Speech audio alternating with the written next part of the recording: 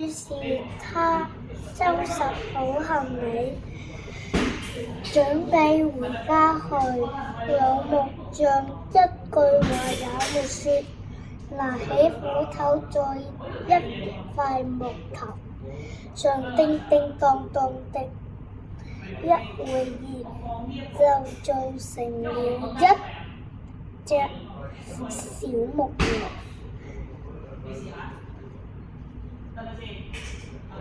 他對小木匠說：我什麼沒什麼東西送給你做紀念，這隻木爐你就騎它回家去吧。小木匠小木咩啊？小木能騎嗎？小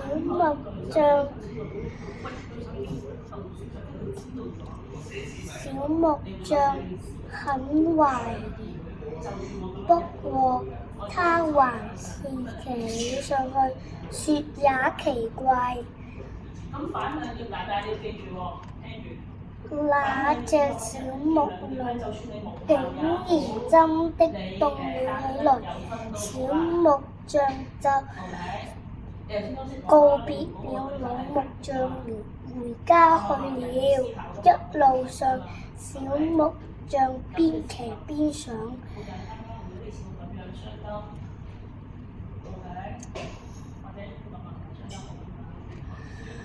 師傅做的小木爐，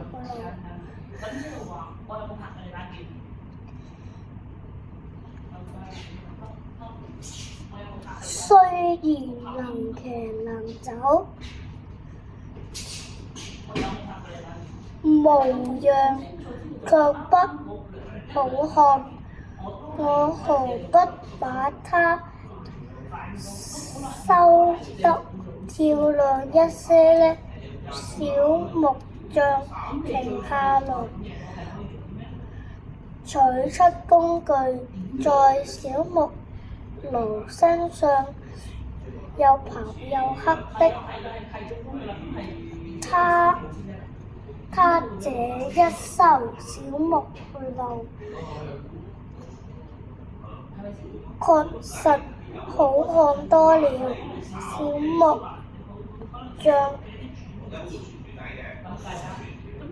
得意地再騎上小木爐，可是小木爐卻不動了。咦？原本會走會動的小木爐，怎麼突然就變成了死木爐？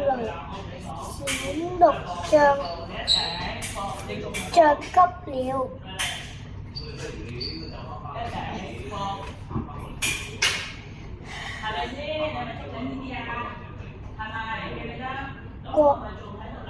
趕緊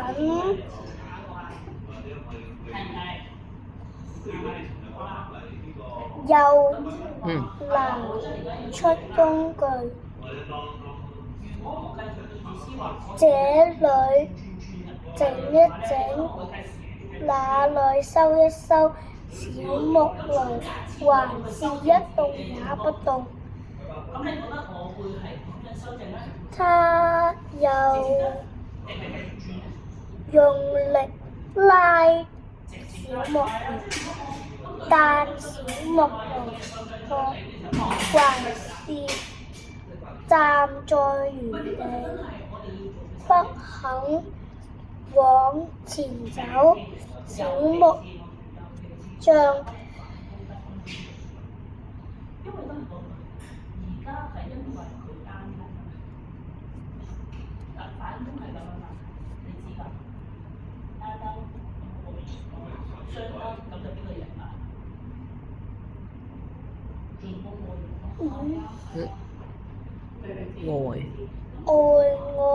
呆地站着，慢慢的終於想明白了，原來自己的手藝還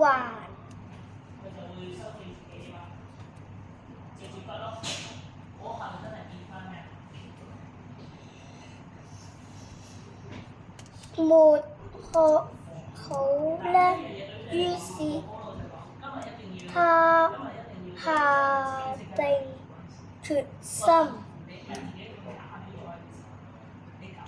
再回去老木匠那裡去學手藝。